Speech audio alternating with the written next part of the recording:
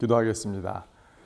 사랑의 주님, 주님께서 십자가 달리시기 전에 온갖 고초와 고난을 당하시고 어리석은 자들과 신문을 통하여 사람들의 생각과 행동과 또 그들의 가치관과 그들의 태도를 드러낼 때에 하나님 그것 다 받으시고 또 주님 앞에 하나님의 뜻을 이루시고자 또 하나님의 손에 자신의 영혼을 맡기셨던 또 주님의 모습을 우리가 계속 살펴보고 있습니다.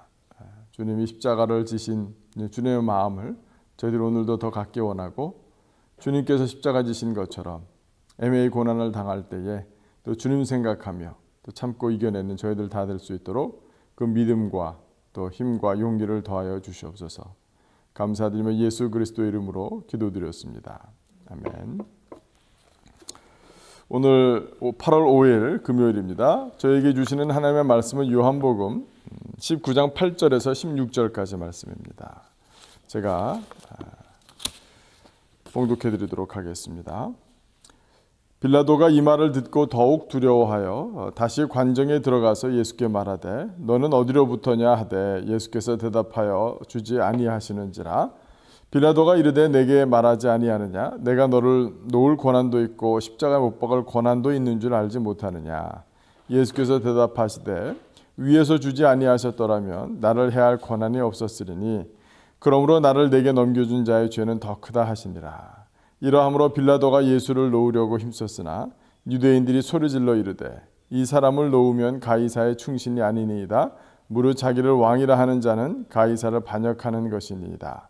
빌라도가 이 말을 듣고 예수를 끌고 나가서 돌을 깐뜰 히브리 말로 가바다에 있는 재판석에 앉아 있더라. 이 날은 유월절의 준비일이요 때는 제6시라. 빌라도가 유대인들에게 이르되 보라 너희 왕이로다. 그들이 소리 지르되 없이 하소서 없이 하소서 그를 십자가에 못 박게 하소서. 빌라도가 이르되 내가 너희 왕을 십자가에 못 박으랴. 대제사장들이 대답하되 가이사 외에는 우리에게 왕이 없나이다 하니 이에 예수를 십자가에 못 박도록 그들에게 넘겨주니라. 아멘. 사도 요한은 이 18장 19장 예수 그리스도의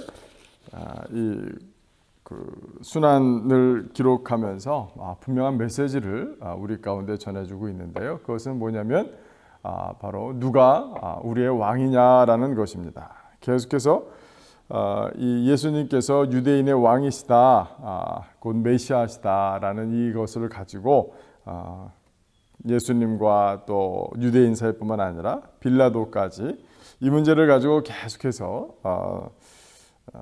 논쟁은 아니지만 이야기가 진행되고 이것이 도대체 어떤 의미인지를 사건을 통해 예수님의 모습을 통해서 우리에게 잘 보여주고 있습니다. 오늘도 이 세 예수님과 또 빌라도와 유대인들 간에 누가 왕인가에 대한 얘기가 계속해서 진행되고 있습니다.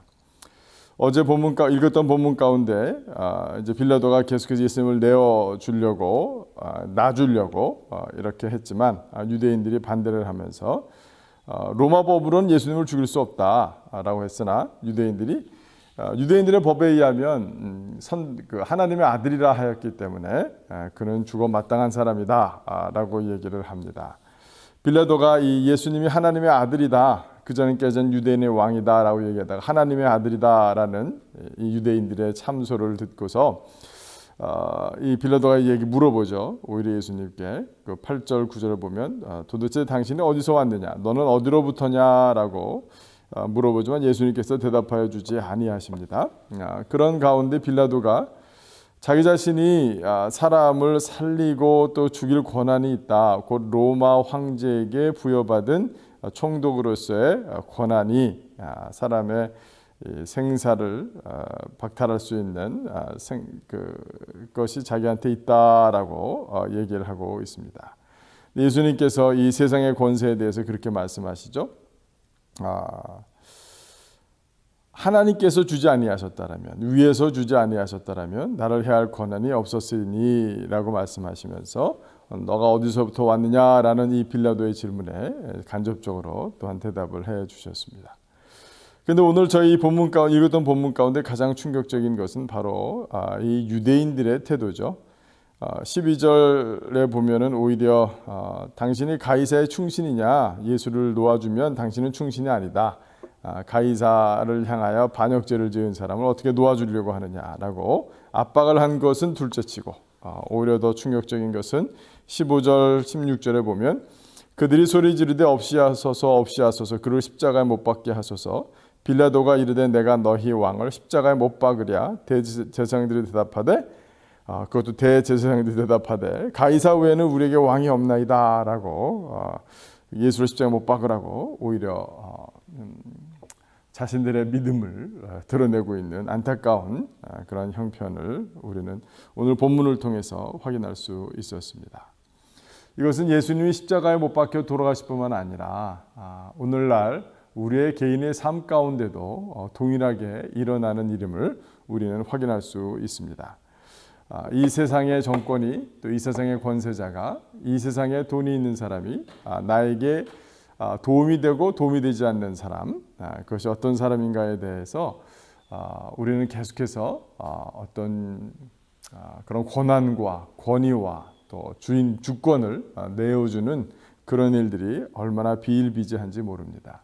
우리는 예수님이 우리의 왕이시오, 하나님이 이 땅 가운데 왕이시다라고 알고 있으면서도 이 세상의 권세자에 대해서 또 우리의 생명과 죽음을 또 좌지우지할 수 있는 사람들에 의해서, 아니 오늘 하루에 우리의 이익에 도움을 주고 안 주는 사람들에게 우리는 우리의 주권을 내어주는 그런 안타까운 일들이 사실은 참으로 많이 있는 것 같습니다. 그렇다면 우리 크리스찬으로서, 우리 예수님을 왕이라 믿는 자들로서 이 세상 가운데 살아가야 되는 그런 이 권세와 권위가 서로 충돌될 때 우리는 어떤 태도를 취해야 되겠습니까? 그것은 아마 사도 바울 선생님도 또 사도 베드로도 이 부분에 대해서 많이 말씀해 주셨는데요. 저는 오늘 본문 말씀을 보면서 이 베드로 전서 말씀이 생각이 났습니다. 그래서 이 시간 베드로 전서 말씀을 같이 함께 좀 보았으면 좋겠습니다. 신약 성경 379쪽이고요. 베드로 전서 2장 18절부터 25절까지입니다. 베드로 전서 2장 18절부터 25절까지의 말씀, 신약 성경 제가 진 성경으로는 379쪽입니다. 제가 한번 읽어드리겠습니다. 사환들아, 범사에 두려움으로 주인들에게 순종하되 선하고 관용하는 자들에게만 아니라 또한 까다로운 자들에게도 그리하라. 부당하게 고난을 받아도 하나님을 생각함으로 슬픔을 참으면 이는 아름다우나 죄가 있어 매를 맞고 참으면 무슨 칭찬이 있으리요? 그러나 선을 행함으로 고난을 받고 참으면 이는 하나님 앞에 아름다우니라. 이를 위하여 너희가 부르심을 받았으니 그리스도도 너희를 위하여 고난을 받으사 너에게 본을 끼쳐 그 자취를 따라오게 하려 하셨느니라. 그는 죄를 범하지 아니하시고 그 입에 거짓도 없으시며 욕을 당하시되 맞대어 욕하지 아니하시고 고난을 당하시되 위협하지 아니하시고 오직 공의로 심판하시는 이에게 부탁하시며 친히 나무에 달려 그 몸으로 우리 죄를 담당하셨으니 이는 우리로 죄에 대하여 죽고 의에 대하여 살게 하려 하심이라. 그가 채찍에 맞음으로 너희는 나음을 얻었나니 너희가 전에는 양과 같이 길을 잃었더니 이제는 너희 영혼의 목자와 감독 되신 이에게 돌아왔느니라. 아멘. 오늘 본문은 참으로 독특하고 또 특이한 접근법을 가지고 있습니다. 부당하게 고난을 받는 것, 애매하게 고난을 받는 것, 좀 상관이 바스하다 그러죠. 영어로 표현하면 자기 마음대로, 자기 임의대로 또 함으로 오히려 까다롭게 구는 사람들, 그런 사람들 앞에서 우리가 어떤 태도를 취해야 되느냐, 그것이 뭐와 관계가 있느냐, 오늘 이게 핵심적인 이 말씀이죠. 사환들아, 범사에 두려워하므로 주인들에게 순종하되 까다로운 사람에도 그리하라. 그런데 이것이 바로 예수님께서 십자가를 당하실 때 보이신 모습과 연결시키는 이 사도 베드로의 신학적인 통찰력이 오늘 저희들 가운데 참 큰 감동이 되는 것입니다. 우리는 마음속으로 예수 그리스도가 우리의 삶의 왕이라고 고백합니다.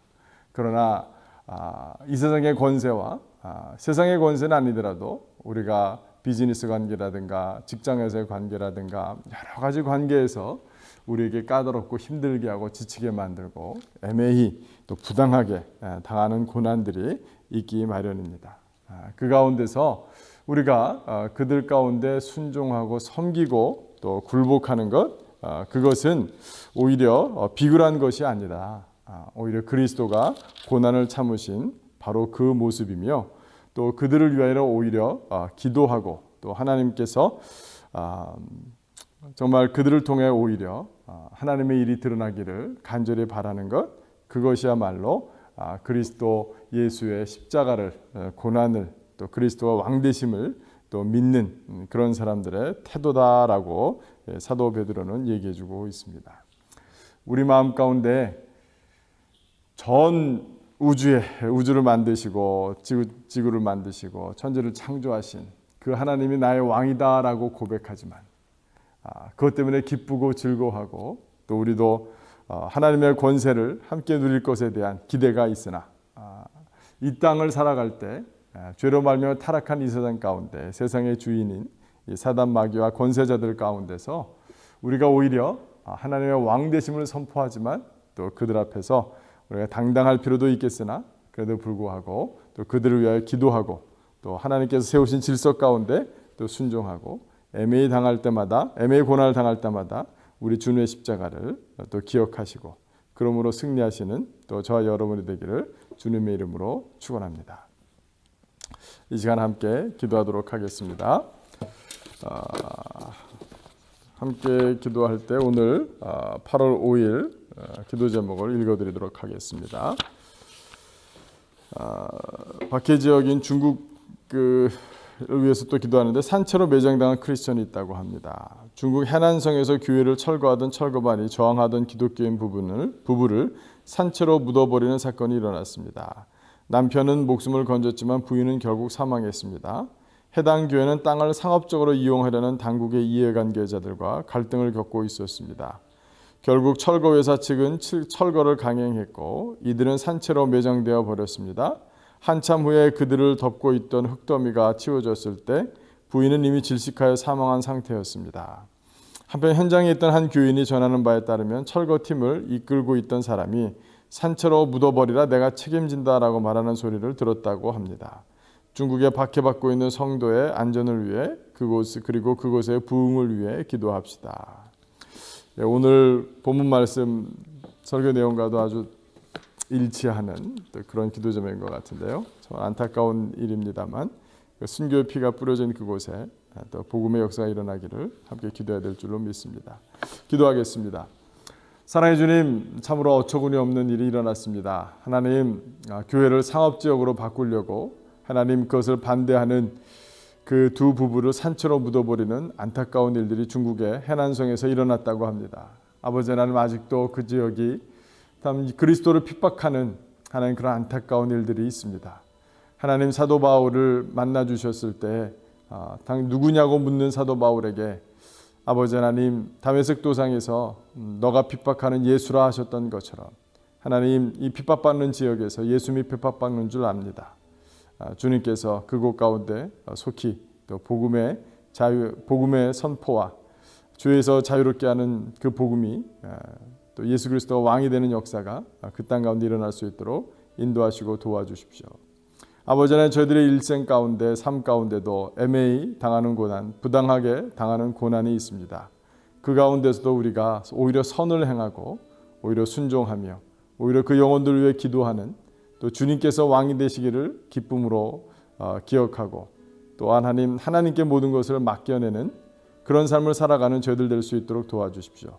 우리 예수님이 십자가를 당하실 때 오히려 그리하셨던 것처럼 저희도 정말 이 땅에서 당신의 제자로서 고난 가운데 오히려 선을 행하는 그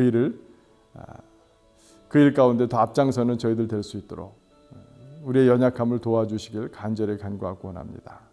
감사드리며 예수 그리스도 이름으로 기도드렸습니다. 아멘.